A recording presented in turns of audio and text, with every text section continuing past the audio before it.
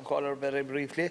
I would have always been of the belief that all types of data and all types of information and records would be very important, in particularly when it comes to anything to do with medical or healthcare.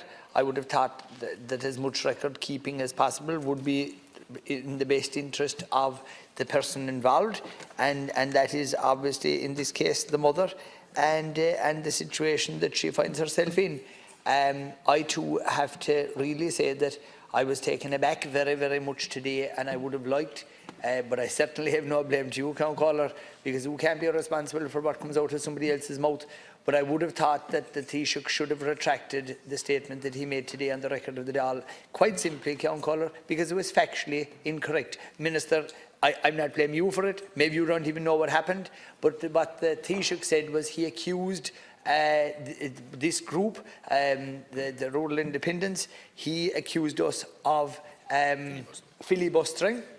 And I'd say you would even have to admit at this stage yourself, Minister, that there is no such thing as any wastage of time by this group. And for anybody on the other side to say that there is, that's extremely unfair. And for the Taoiseach of this country to put that on the record of the Dáil today, I just thought it was inherently wrong.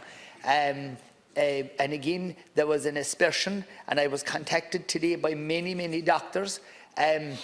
There was a word used by a deputy. I'm sorry, I can't recollect it properly, but a deputy over on the right-hand side there earlier on today made the statement about the doctors at the weekend, and that there was, in other words, it was like a fake protest is what she was trying to say. The doctors and nurses and midwives who have what I'd call serious conscientious objections, they are entitled to their viewpoints. They're professional people. They're people working in healthcare. If they have concerns, my goodness, they're perfectly entitled to meet. And like any meeting, if they have a disagreement, and if there's a walkout or if there's a protest, they're entitled to that. My God, we are living in a democracy. We're living in it's supposed to be, yes.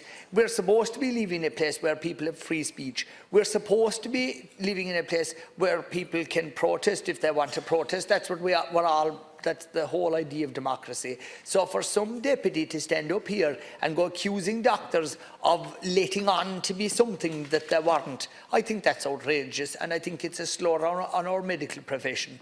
And yes, the medical profession has difficulty in dealing with this whole issue, and will have difficulty in dealing with this whole issue. I've been speaking to many medical people over the weekend, and they are extremely concerned at what is going to happen in January. And Minister, you as Minister for Health, you should know firsthand all of the other issues that are there, and you continuously say here inside, oh well look, how come that we can't be talking in the context of, well, everything else should be right before you go doing this. I'm not even saying that to you. What I'm saying is the medical profession have it flagged well to senior people in the HSE that this is going to cause problems in January that they can't even foresee or quantify at this stage. And you know that is the truth yourself, but you're not admitting that, Minister, and I'd like it if you did. And again, I would like to say on the record that I think the Taoiseach should withdraw the nasty things that he said today, which were factually incorrect and untrue. And to prove the point, Caller, I could talk for another 3 minutes if I wanted to. I'm entitled to, but I'm not the same as I did last week. I never spoke to my time last week. So tell that to the Taoiseach and tell him stick it.